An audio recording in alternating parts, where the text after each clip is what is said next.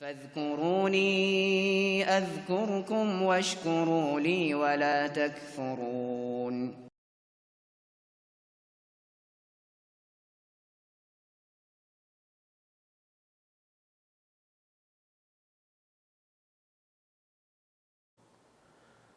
ان الحمد للہ والصلاۃ والسلام علی رسول اللہ.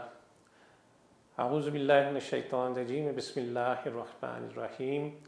قال اللہ تعالیٰ فی سورہ ابراہیم وَإِذْ تَأَذَّنَ رَبُّكُمْ لَئِن شَكَرْتُمْ لَأَزِيدَنَّكُمْ وَلَئِن كَفَرْتُمْ إِنَّ عَذَابِي لَشَدِيدٌ. اور یاد رکھو اپنے رب کے اس اعلان کو کہ اگر شکر گزار بنو گے تو میں تمہیں زیادہ کر کے عطا کروں گا، اور اگر کفران نعمت کرو گے تو میری سزا بہت سخت ہے.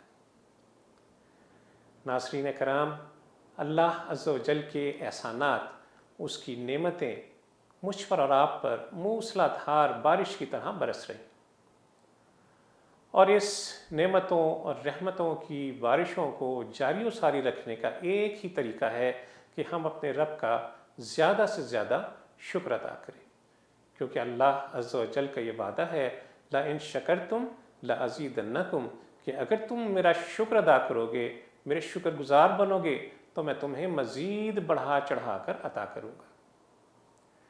رسول اللہ صلی اللہ علیہ وسلم نے ہمیں صبح جاگنے سے لے کر رات سونے تک ہر کام کے لیے کوئی نہ کوئی دعا ضرور تعلیم فرمائی.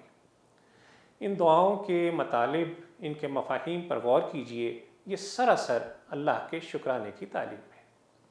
آپ صلی اللہ علیہ وسلم نے فرمایا کہ جو شخص کھانا کھائے اور اس کے بعد یہ کلمات کہے کہ الحمدللہ الذی اطعمنی ھذا من غیر حول منی ولا قوہ، کہ تمام شکر، تمام حمد اس رب کی ہے جس نے مجھے یہ کھانا عطا کیا بغیر میری تدبیر اور بغیر میری طاقت کے. فرمایا کہ جو شخص کھانے کے بعد یہ کلمات کہے، اللہ عز و جل اس کے رزق میں افزونی عطا فرماتے ہیں، اور ساتھ ہی ساتھ اس کے نامہ اعمال سے اس کے گناہ بھی محو فرماتے چلے جاتے ہیں. تو ناظرین کرام، شکر کی فضیلت دیکھیے کہ مزید بڑھا کر عطا بھی کیا جا رہا ہے، اور ساتھ ہی ساتھ گناہوں کو بھی نامہ اعمال سے محو کیا جا رہا ہے. ہمیں یہ یاد رکھنا ہے کہ آج ہم اللہ کی جن جن نعمتوں سے متمتع ہو رہے ہیں، کل ہمیں ان کے لیے اپنے رب کے سامنے جواب دہی کرنا ہوگی. اللہ کی نعمتوں کو ٹیک فار گرانٹڈ لے لینا، اللہ کی نعمتوں پر اپنے دل میں احساس ممنونیت اور احساس ابدیت کے جذبات نہ رکھنا اور اس کا شکر ادا نہ کرنا، یہ نعمتوں کے زوال کا باعث بنتا ہے. اللہ عز و جل ناشکر بندے سے اپنی نظر کرم ہٹا لیتے ہیں، اور پھر اس کو دی گئی نعمتیں رفتہ رفتہ اس سے چھنتی چلی جاتی ہیں. اللہ عز و جل سے دعا ہے کہ وہ ہمیں اپنی نعمتوں پر شکر ادا کرنے والا بنا دے، زوال نعمت سے محفوظ فرمائے.